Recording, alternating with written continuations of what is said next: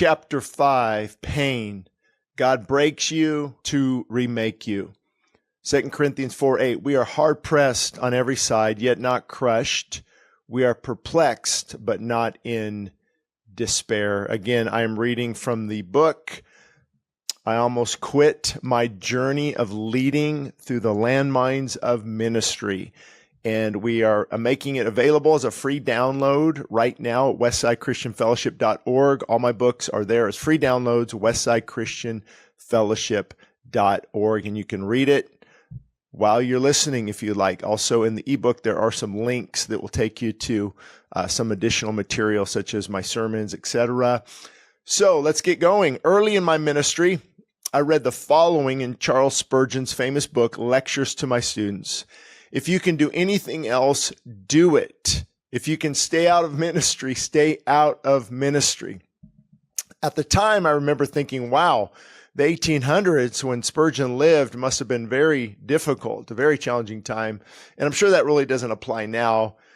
Boy, was I wrong. Of all the things I underestimated going into the ministry, it was the amount of pain it would produce. Now, this is not in the book. This is just a little bit of extra information. I think it's because as a pastor, obviously you're leading people. It's different than a CEO. It's different than a business owner. Of course, your employees obviously affect your life and things like that. But in ministry, you're so close to pain, and it's a place for broken, hurting people. And you're going to get 100 times more criticism than had you just take a 9-to-5 job somewhere, 100 times more gossip and slander aimed at you, aimed at your family. There's, of course, tremendous people that come alongside of us, and we thank God for those. If it wasn't for those people, I wouldn't be in the ministry. We would have quit a long time ago. But you're going to receive a lot more of everything that's difficult about being a Christian. That's why it's challenging. As a pastor, as a leader, sheep bite. You don't handle everything correctly. I know that might be a wake-up call to some people. I don't handle everything correctly. Sometimes we react when we should have responded, sending text messages inconsiderate. Our time it's hard to balance time.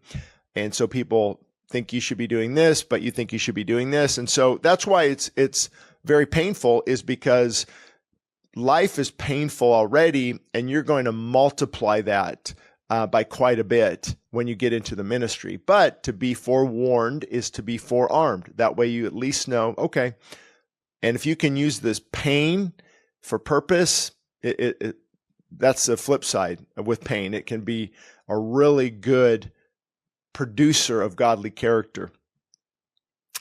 Of all the things I underestimated, again, going in the ministry, it was the amount of pain it would produce, whether it's relational pain, criticism, burnout, disappointment, health issues, personal struggles. You just keep filling in the blank. It takes its toll. At times, the pain can be unbearable. When left unchecked, pain turns into discouragement, and we can easily become bitter. Bitter men become angry and isolated men, which can lead to a very difficult work environment for staff. And it's an unloving experience for many of our church members when we're operating in pain.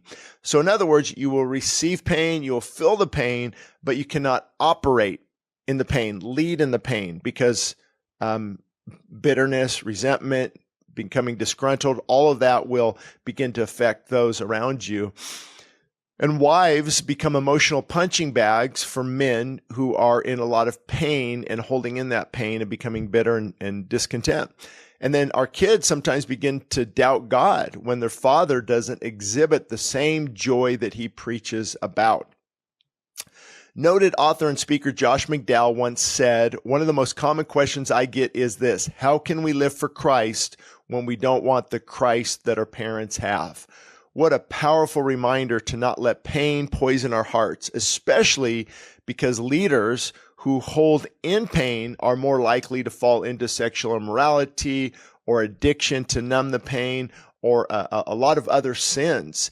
And that's what pain does. It causes us to take the wrong path from time to time if we don't use pain to our advantage. I'm going to explain that here in just a minute. The beauty and blessing of brokenness. Here we go. As stated in the introduction of this book, pastoring is a hard calling because our lives and the lives of our wives and children are constantly on display for the world to see. We've been hurt so much that the walls we build to protect us can eventually imprison us. But in the midst of pain, God often does something beautiful. And again, want to interject just so people don't think we are perfect. Pastors do cause some of their problems. We do cause self-inflicted pain. And when we do, we must repent and get back on track. Although it hurt and will hurt from time to time, brokenness, like setting a bone, can eventually strengthen us. Moses spent years on the backside of the desert, possibly in pain, and God broke him and prepared him. Isaiah was completely broken when he cried out, "Woe to me, I am ruined. My eyes have seen the King." Isaiah 6:5. Jeremiah collapsed and cried out, "My soul will weep in secret." Chapter 13, verse 17. And the Psalms are saturated with the brokenness of David. And Paul had to be knocked to the ground and have his eyes blinded by the glory of God before true humility and brokenness became a hallmark of his ministry. Throughout the Bible, brokenness was and still is the hammer that God uses. Broken pride results in beautiful humility. So here's the good thing about pain. If it can break the pride out of you and you can become thankful instead of discouraged, if you can become better instead of bitter, it's incredible. I looking back, I really thank God for pride because I'm pride. I thank God for brokenness and pain because it crushes the pride. It really does. I'll never forget the day that I read the following by A.W. Tozer. It is doubtful whether God can bless a man greatly until he has hurt him deeply. I was going through a very difficult season, and I soon realized that God was breaking me down to build me back up. I was at a turning point. I could become bitter and resentful, or I could humble myself and grow from the experience. And trust me, we have these types of experiences, seems like sometimes on a monthly basis.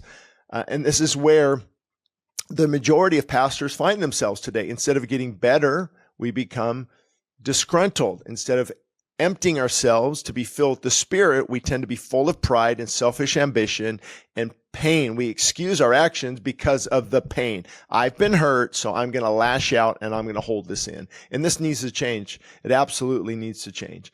We must continually take our thoughts captive and remind ourselves that pain is part of God's calling.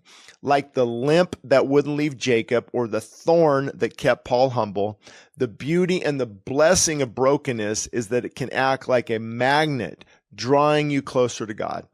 But if you are the main cause of your pain, then you must repent immediately and apologize.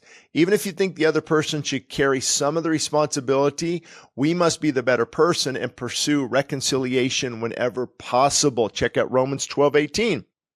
We don't have to take all the responsibility unless warranted, but we often need to initiate the reconciliation. That's what many pastors, I don't think, realize. We're waiting for people to come to us, or we're kind of keeping our distance, or we're kind of hurt. I get hurt weekly, it seems like. Just even now as I'm recording this, people have came to me and just have said some things that, hey, other people are saying about you, this, about you, and the church, and, just want you to be aware. Sometimes those people are used by the enemy to come in and discourage you, but often sometimes you need to know certain things as well. And so the pain all this brings, it just seems like it's on a weekly basis sometimes. So my thought is, you've got to be the initiator as a leader, as a lead pastor. You're not lead pastor as in a sense of entitlement. You're lead worshiper. You're lead reconciler. You're lead peacemaker. You have to lead the way in those areas and just say, you know what, I could have handled things better. Would you forgive me? And that goes a long way. Often your humility will crack the armor of defense that the other person is wearing.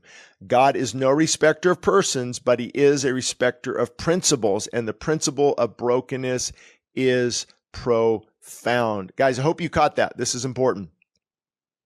God is no respecter of principles. God is no respecter of persons. He is a respecter of principles. the principle of brokenness and humbling ourselves will take you a long way in a good direction.